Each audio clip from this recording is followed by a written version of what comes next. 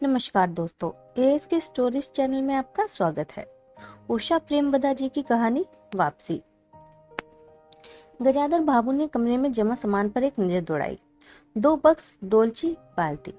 यह डिब्बा कैसा है गणेशी? उन्होंने पूछा। गणेशी बिस्तर बांधता हुआ कुछ गर्व, कुछ दुख, कुछ लज्जा से बोला। घरवाली ने साथ में कुछ बेसन के लड्डू रख दिए हैं। कहा, बाबूजी को पसंद थे। अब कहाँ हम गरीब लोग आपकी कुछ खातिर कर पाएंगे। घर जाने की खुशी में भी गजाधर बाबू का एक विषाद का अनुभव किया, जैसे एक परिचित स्नेह आदर में सहज संसार से उनका नाता टूट रहा था। कभी कभी हम लोगों की भी खबर लेते रहिएगा, गणेशी बिस्तर में रस्सी बांधते हुए बोला। कभी कुछ जरूरत हो तो लिखना गणेशी, इस अगहन तक बिटिया की शादी कर दो। गणेशी ने अंगोछे के छोर से आंखें पोंछी। अब आप लोग सहारा ना देंगे तो कौन देगा?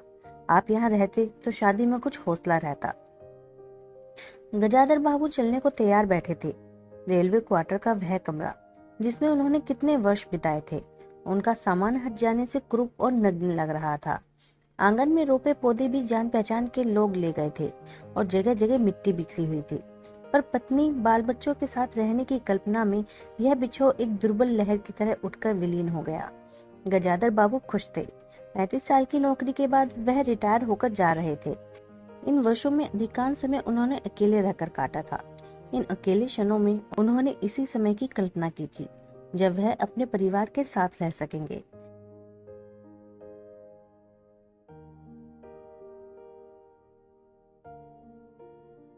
उन्होंने शहर में एक मकान बनवा लिया था। बड़े लड़के अमर और लड़की कांति की शादियां कर दी थी। 2 बच्चे ऊंची कक्षाओं में पढ़ रहे थे। गजाधर बाबू नौकरी के कारण प्राय छोटे स्टेशनों पर रहे और उनके बच्चे तथा पत्नी शहर में, जिससे पढ़ाई में बाधा ना हो। गजाधर बाबू स्वभाव से बहुत स्नेही व्यक्ति थे और स्नेह के आकांक्षी भी। जब परिवार साथ था, ड्यूटी से लौटकर बच्चों से हंसते बोलते, पत्नी से कुछ मनोविनोद करते। उन सबके चले जाने से उनके जीवन में गहन सूनापन भर उठा। खाली क्षणों में उनसे घर में टिका न जाता। कभी प्रकृति के न होने पर भी उन्हें पत्नी की स्नेहपूर्ण बातें याद आती रहती। दोपहर में गर्मी होने पर भी 2 बजे तक आग जलाए रहते और उनके स्टेशन से वापस आने पर गरम गरम रोटियां सेकते। उनके खा चुकने और मना करने पर भी थोड़ा सा कुछ और थाली में परोस देती और बड़े प्यार से आग्रह करती। जब वह थके हारे बाहर से आते तो उनकी आहट पा वह रसोई के द्वार पर निकल आती और उनकी सल्लज आंखें मुस्कुरा उठती। गजाधर बाबू को तब हर छोटी बात भी याद आती और उदास हो उठते।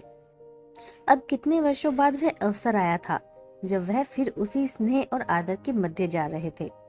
टोपी उतारकर गजाधर बाबू ने चारपाई पर रख दी, जूते खोलकर नीचे खिसका दिए। अंदर से रह रहकर कह कहो की आवाजें आ रही थी।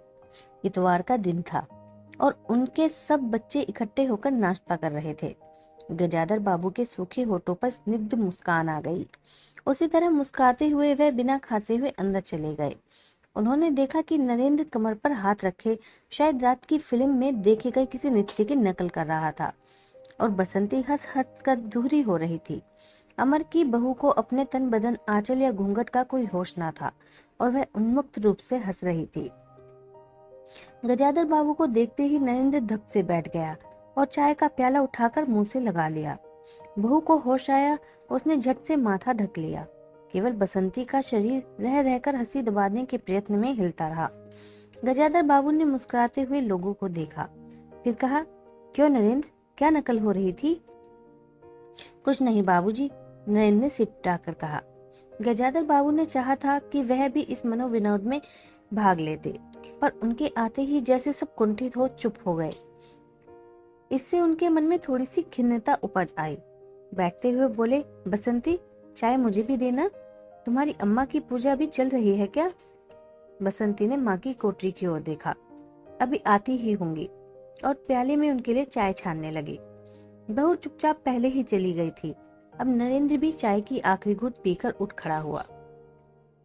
केवल बसंती पिता के लिहाज में चौकी में बैठी माँ की राह देखने लगी। गजाधर बाबू ने एक घूंट चाय पी, फिर कहा, बेटी, चाय तो फीकी है, लाइए चीनी और डाल दूं। बसंती बोली, रहने दो, तुम्हारी अम्मा जब आएगी तभी पी लूंगा। थोड़ी देर में उनकी पत्नी हाथ में अर्घ्य का लोटा लिए निकली अशुद्ध स्त्री कहते हुए तुलसी में डाल दिया। उन्हें देखते ही बसंती भी उठ गई। पत्नी ने आकर गजाधर बाबू को देखा और कहा, अरे आप अकेले बैठे हैं, ये सब कहाँ गए? गजाधर बाबू मन में फांस सी कसक उठी। अपने अपने काम में लग गए, आखिर बच्चे ही हैं। पत्नी आकर चौके में बैठ गई। उन्होंने नाक बोझ चढ़ाकर चारों ओर झूठे बर्तनों को देखा, फिर कहा, सारे झूठे बर्तन पड़े हैं, इस घर में धर्म कर्म कुछ नहीं, पूजा करके सीधे चौके में घुसो। फिर उन्होंने नौकर को पुकारा। जब उत्तर न मिला तो एक बार और उच्च स्वर में पुकारा। फिर पति की ओर देखकर बोली, बहू ने भेजा होगा बाजार, और एक लंबी सांस लेकर चुप हो गई। गजाधर बाबू बैठकर चाय और नाश्ते का इंतजार करते थे।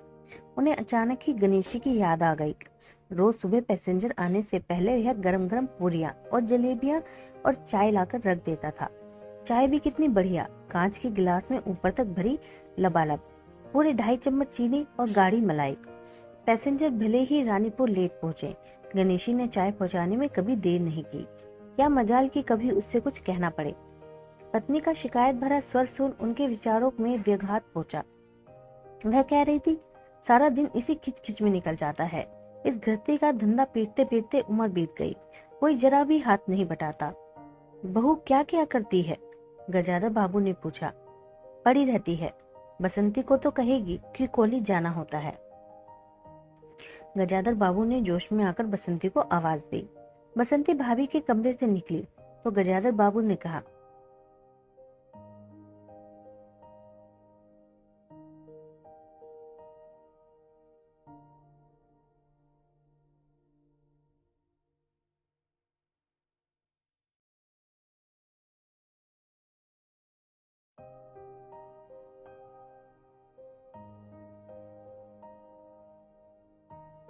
बसंती चुप रह गई। उसके जाने के बाद उसकी माँ ने धीरे से कहा, पढ़ने का तो बहाना है, कभी जी ही नहीं लगता। लगी कैसे? शीला से ही फुर्सत नहीं, बड़े बड़े लड़के हैं उस घर में, हर वक्त वहां घुसा रहना मुझे नहीं सुहाता। मना करूं तो सुनती नहीं। घर में गजाधर बाबू के रहने के लिए कोई स्थान न बचा था। जैसे किसी मेहमान के लिए कुछ अस्थायी प्रबंध कर दिया जाता है, उसी प्रकार बैठक में कुर्सियों को दीवार से सटाकर बीच में गजाधर बाबू के लिए पतली सी चारपाई डाल दी गई थी। गजाधर बाबू उस कमरे में पड़े पड़े कभी कभी अनायास ही इस अस्थायित्व का अनुभव करने लगते। उन्हें याद आती कि उन रेलगाड़ियों की जो आती और थोड़ी देर रुककर किसी और लक्ष्य की ओर चली जाती। घर छोटा होने के कारण बैठक में ही अब यह प्रबंध किया गया था। उनकी पत्नी के पास अंदर एक छोटा कमरा अवश्य था, पर वह एक और अचारों का मर्तबान, दाल चावल के कनस्तर और घी के डिब्बों से घिरा हुआ था। दूसरी ओर पुरानी रजाइयां दरियों में लिपटी और रस्सी के बंधी थी। उनके पास एक बड़े से टिन के बक्स में घर भर के गर्म कपड़े थे। बीच में एक अलगनी बंधी हुई थी जिस पर प्राय बसंती के कपड़े लापरवाही से पड़े रहते थे। वह अक्सर उस कमरे में नहीं जाते थे। घर का दूसरा कमरा अमर और उसकी बहू के पास था। तीसरा कमरा जो सामने की ओर था, बैठक था। गजाधर बाबू के आने से पहले उसमें अमर के ससुराल से आया बैत का 3 कुर्सियों का सेट पड़ा था। कुर्सियों पर नीली गद्दियां और बहू के हाथों के कड़े कुशन थे। जब कभी उनकी पत्नी को कोई लंबी शिकायत करनी होती तो अपनी चटाई बैठक में डालकर पड़ जाती थी। वह एक दिन चटाई लेकर आ गई तो गजाधर बाबू ने घर गृहस्थी की बातें छेड़ी। वह घर का रवैया देख रहे थे। बहुत हल्के से उन्होंने कहा कि अब हाथ में पैसा कम रहेगा, कुछ खर्चा कम करना चाहिए। सभी खर्च तो वाजिब वाजिब हैं, न मन का पहना न ओढ़ा। गजाधर बाबू ने आहत विस्मित दृष्टि से पत्नी को देखा। उनसे अपनी हैसियत न छिपी थी। उनकी पत्नी तंगी का अनुभव कर उसका उल्लेख करती, यह स्वाभाविक था, लेकिन उनमें सहानुभूति का पूर्ण अभाव गजाधर बाबू को बहुत खटका। उन्हें युद्धराय बात की जाती कि प्रबंध कैसे हो, तो उन्होंने चिंता कम संतोष अधिक होता, लेकिन उनसे तो केवल शिकायत की जाती थी, जैसे परिवार की सब परेशानियों के लिए वही जिम्मेदार थे। तुम्हें कमी किस बात की है अमर की माँ? घर में बहू है, लड़के बच्चे हैं, सिर्फ रुपए से ही आदमी अमीर नहीं होता। गजाधर बाबू ने कहा और कहने के साथ ही अनुभव किया। यह उनकी आंतरिक अभिव्यक्ति थी, ऐसी कि उनकी पत्नी नहीं समझ सकती। हाँ, बड़ा सुख है ना बहू से। आज रसोई करनी गई है, देखो क्या होता है, कहकर पत्नी ने आंखें मूंदी और सो गई। गजाधर बाबू बैठे हुए पत्नी को देखते रह गए। यही थी क्या उनकी पत्नी? जिसके हाथों के कोमल स्पर्श, जिसकी मुस्कान की याद में उन्होंने संपूर्ण जीवन काट दिया था। उन्हें लगा कि वह लावण्यमय युवती जीवन की राह में कहीं खो गई और उसकी जगह आज जो स्त्री है वह उनके मन और प्राणों के लिए नितांत अपरिचित है। गाढ़ी नींद में डूबी उनकी पत्नी का भारी शरीर बहुत बेडोल और कुरूप लग रहा था, श्रीहीन और रूखा था। गजाधर बाबू बहुत देर तक निस्वंग दृष्टि से पत्नी को देखते रहे, फिर लेटकर छत की ओर ताकने लगे। अंदर कुछ गिरा और उनकी पत्नी हड़बड़ाकर उठ बैठी। लो, बिल्ली ने कुछ गिरा दिया शायद, और कहकर अंदर भागे। थोड़ी देर में लौट कर आई तो उनका मुंह फूला हुआ था। देखा बहू को, चौका खुला छोड़ाई, बिल्ली ने दाल की पतीली गिरा दी। सभी खाने को है, अब क्या सिखाऊंगी। वह सांस लेने को रुकी और बोली, एक तरकारी और 4 पराठे बनाने में सारा डिब्बा घी उड़ेल दिया। जरा सा दर्द नहीं है, कमाने वाला हार तोड़े और यहाँ चीजें लुटे। मुझे तो मालूम था कि यह सब काम किसी के बस का नहीं है। गजाधर बाबू को लगा कि पत्नी कुछ और बोलेगी तो उनके कान झनझना उठेंगे। होठ बीच करवट लेकर उन्होंने पत्नी की ओर से पीठ फेर ली। रात का भोजन बसंती ने जानबूझकर ऐसा बनाया था कि कोर तक निगला ना जा सके। गजाधर बाबू चुपचाप खाकर उठ गए, पर नरेंद्र थाली सरकाकर उठ खड़ा हुआ और बोला, मैं ऐसा खाना नहीं खा सकता। बसंती तुनक कर बोली, तो ना खाओ, कौन तुम्हारी खुशामद कर रहा है। तुमसे खाना बनाने को किसने कहा था। नरेंद्र चिल्लाया। बाबूजी ने। बाबूजी को बैठे बैठे यही सोचता है। बसंती को उठाकर माँ ने नरेंद्र को मनाया और अपने हाथ से कुछ बनाकर खिलाया। गजाधर बाबू ने बाद में पत्नी से कहा, इतनी बड़ी लड़की हो गई, उसे खाना बनाने तक का सहूर नहीं आया। अरे आता तो सब कुछ है, करना नहीं चाहती, पत्नी ने उत्तर दिया। अगली शाम को रसोई में देख कपड़े बदलकर बसंती बाहर आई तो बैठक में गजाधर बाबू ने टोक दिया, कहाँ जा रही हो। पड़ोस में शीला के घर, बसंती ने कहा। कोई जरूरत नहीं है, अंदर जाकर पढ़ो, गजाधर बाबू ने कड़े स्वर में कहा। कुछ देर अनिश्चित खड़ी रहकर बसंती अंदर चली गई। गजाधर बाबू शाम को रोज टहलने चलने जाते थे। लौट कर आए तो पत्नी ने कहा, क्या कह दिया बसंती से, शाम से मुंह लपेटे पड़ी है, खाना भी नहीं खाया। गजाधर बाबू खिन्न हुआ है। पत्नी की बात का उन्होंने उत्तर नहीं दिया। उन्होंने मन में निश्चय कर लिया कि बसंती की शादी जल्दी ही कर देनी है। उस दिन के बाद बसंती पिता से बची बची रहने लगी। जाना हो तो पिछवाड़े से जाती। गजाधर बाबू ने 2-1 बार पत्नी से पूछा तो उत्तर मिला, रूठी हुई है। गजाधर बाबू को और रोष हुआ। लड़की के इतने मिजाज, जाने को रोक दिया तो पिताजी बोलेगी नहीं। फिर उनकी पत्नी ने ही सूचना दी कि अमर अलग होने की सोच रहा है। क्यों? गजाधर बाबू ने चकित होकर पूछा। पत्नी ने साफ साफ उत्तर नहीं दिया। अमर और उसकी बहू की बहुत शिकायतें हैं। उनका कहना था कि गजाधर बाबू तो हमेशा बैठक में ही पड़े रहते हैं, कोई आने जाने वाला हो तो कहीं बिठाने की जगह नहीं। अमर को अब भी वह छोटा सा समझते थे और मौके बेमौके टोक देते थे। बहू को काम करना पड़ता था और सास जब तक फूहड़पन पर ताने देती रहती थी। हमारे आने के पहले भी कभी ऐसी बात हुई थी? गजाधर बाबू ने पूछा। पत्नी ने सिर हिलाकर जताया, नहीं, पहले अमर घर का मालिक बना रहता था, बहू को कोई रोक टोक ना थी। अमर के दोस्त प्राय यही अड्डा जमा रहता था और अंदर से चाय नाश्ता तैयार होकर आता था। बसंती को भी वही अच्छा लगता था। गजाधर बाबू ने बहुत धीरे से कहा, अमर से कहो जल्दबाजी की कोई जरूरत नहीं है।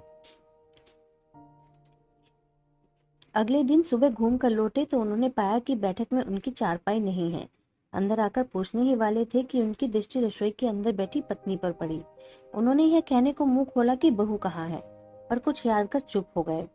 पत्नी की कोठरी में झांका तो अचार, रजाइयों और कनस्तरों के मध्य अपनी चारपाई लगी पाई। गजाधर बाबू ने कोट उतारा और कहीं टांगने के लिए दीवार पर नजर दौड़ाई। फिर उस पर मोड़कर अलगनी के कुछ कपड़े खिसकाकर एक किनारे टांग दिया। कुछ खाए बिना ही अपनी चारपाई पर लेट गए। कुछ भी हो, तन आखिरकार बूढ़ा ही था। सुबह शाम कुछ टहलने अवश्य चले जाते, पर आते आते थक उठते थे।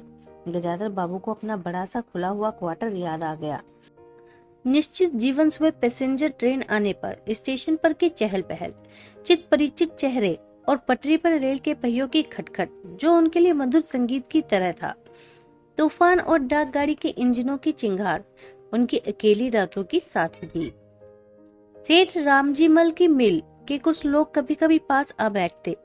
वह उनका दायरा था, वही उनके साथी। वह जीवन अब उन्हें खोई विधि सा प्रतीत हुआ। उन्हें लगा कि वह जिंदगी द्वारा ठगे गए हैं।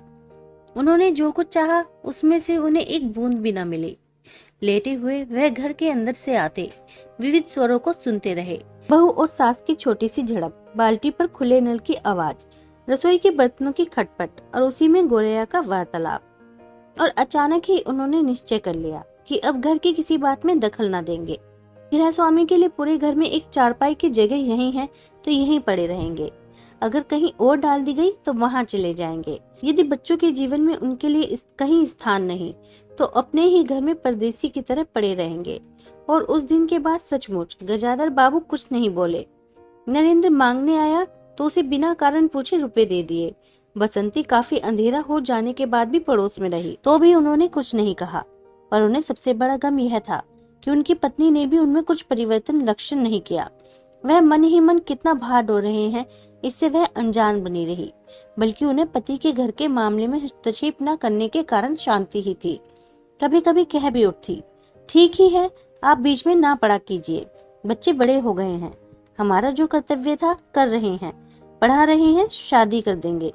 गजाधर बाबू ने आहत दृष्टि से पत्नी को देखा। उन्होंने अनुभव किया कि वह पत्नी व बच्चों के लिए केवल धन उपार्जन के निमित्त मात्र हैं। जिस व्यक्ति के अस्तित्व से पत्नी मांग में सिंदूर डालने की अधिकारी है, समाज में उसकी प्रतिष्ठा है, उसके सामने वह 2 वक्त का भोजन की थाली रख देने से सारे कर्तव्यों से छुट्टी पा जाती है। वह घी और चीनी के डिब्बों में इतनी रमी हुई है कि अब वह उन्हीं की संपूर्ण दुनिया बन गई है। गजाधर बाबू उनके जीवन के केंद्र नहीं हो सकते। उन्हें तो बेटी की शादी के लिए भी उत्साह बुझ गया। किसी बात में हस्तक्षेप न करने के निश्चय के बाद भी उनका अस्तित्व उस वातावरण का एक भाग न बन सका। उनकी उपस्थिति उस घर में ऐसी असंगत लगने लगी थी जैसे सजी हुई बैठक में उनके चारपाई थे। उनकी सारी खुशी एक गहरी उदासीनता में डूब गई। इतने सब निश्चयों के बावजूद भी गजाधर बाबू एक दिन बीच में दखल दे बैठे। पत्नी स्वभाव अनुसार नौकर की शिकायत कर रही थी, कितना कामचोर है, बाजार की हर चीज में पैसा बनाता है, खाना खाने बैठता है तो खाता ही चला जाता है। गजाधर बाबू को बराबर यह महसूस होता रहता था कि उनके रहन सहन और खर्च उनकी हैसियत से कहीं ज्यादा हैं। पत्नी की बात सुनकर लगा कि नौकर का खर्च बिल्कुल बेकार है, छोटा मोटा काम है, घर में 3 मर्द हैं, कोई ना कोई कर ही देगा। उन्होंने उसी दिन नौकर का हिसाब कर दिया। अमर दफ्तर से आया तो नौकर को पुकारने लगा। अमर की बहू बोली, बाबूजी ने नौकर छुड़ा दिया है। क्यों? कहते हैं खर्च बहुत है। यह वार्तालाप बहुत सीधा सा था, पर जिस टोन में बहू बोली गजाधर बाबू को खटक गया। उस दिन जी भारी होने के कारण गजाधर बाबू टहलने नहीं गए थे। आलसी में उठकर बत्ती भी नहीं जलाई। इस बात से बेखबर नरेंद्र माँ से कहने लगा, अम्मा तुम बाबूजी से कहती क्यों नहीं? बैठे बिठाए कुछ नहीं तो नौकर ही छुड़ा दिया। अगर बाबूजी यह समझे कि मैं साइकिल पर गेहूं रख आटा पिसाने जाऊंगा तो मुझसे यह नहीं होगा। हाँ अम्मा, बसंती का स्वर था, मैं कॉलेज भी जाऊं और घर लौटकर घर में झाड़ू भी लगाऊं, यह मेरे बस की बात नहीं है। बूढ़े आदमी हैं, अमर भुनभुनाया, चुपचाप पड़े रहें, हर चीज में दखल क्यों देते हैं? पत्नी ने बड़े व्यंग से कहा। और कुछ नहीं सूझा तो तुम्हारी बहू को ही चौके में भेज दिया। वह गई तो 15 दिन का राशन 5 दिन में बनाकर रख दिया। बहू कुछ कहे इससे पहले वह चौके में घुस गई। कुछ देर में अपनी कोठरी में आई और बिजली जलाई तो गजाधर बाबू को लेटे देख बड़ी सिटपिटाई। गजाधर बाबू की मुख मुद्रा से वह उनके भावों का अनुमान न लगा सकी। वह चुप आंखें बंद किए लेटे रहे। गजाधर बाबू चिट्ठी हाथ में लिए अंदर आए और पत्नी को पुकारा। वह भीगे हाथ लिए निकली और आंचल से पोंछती हुई पास आकर खड़ी हुई। गजाधर बाबू ने बिना किसी भूमिका के कहा, मुझे सेठ रामजी मल की चीनी मिल में नौकरी मिल गई है। खाली बैठे रहने से तो 4 पैसे घर में आए वही अच्छा है। उन्होंने तो पहले ही कहा था, मैंने मना कर दिया था। फिर कुछ रुककर जैसे बुझी हुई आग में एक चिंगारी चमक उठे, उन्होंने धीरे स्वर में कहा, मैंने सोचा था बरसों तुम सबसे अलग रहने के बाद अवकाश पाकर परिवार के साथ रहूंगा। खैर, परसों जाना है, तुम भी चलोगी? मैं? पत्नी ने सकपका कर कहा, मैं चलूंगी तो यहाँ क्या होगा? इतनी बड़ी गृहस्थी, फिर सयानी लड़की। बात बीच में काटकर गजाधर बाबू ने हताश स्वर में कहा, ठीक है, तुम यहीं रहो, मैंने तो ऐसे ही कहा था। और गहरे मौन में डूब गए। नरेंद्र ने बड़ी तत्परता से बिस्तर बांधा और रिक्शा बुला लाया। गजाधर बाबू का टीन का बक्स और पतला सा बिस्तर उस पर रख दिया। नाश्ते के लिए लड्डू और मठरी की डलिया हाथ में लिए गजाधर बाबू रिक्शे में बैठ गए। एक दृष्टि उन्होंने अपने परिवार पर डाली और फिर दूसरी ओर देखने लगे और रिक्शा चल पड़ा। उनके जाने के बाद सब अंदर लौट आए। बहू ने अमर से कहा, सिनेमा चलिएगा ना? बसंती ने उछलकर कहा, भैया हमें भी। गजाधर बाबू की पत्नी सीधे चौके में चली गई। बची हुई मछलियों को कटोरेदान में रखकर अपने कमरे में लाई और कनस्तरों के पास रख दिया। फिर बाहर आकर कहा, अरे नरेंद्र, बाबूजी की चारपाई कमरे से निकाल दे, उसमें चलने तक को जगह नहीं है।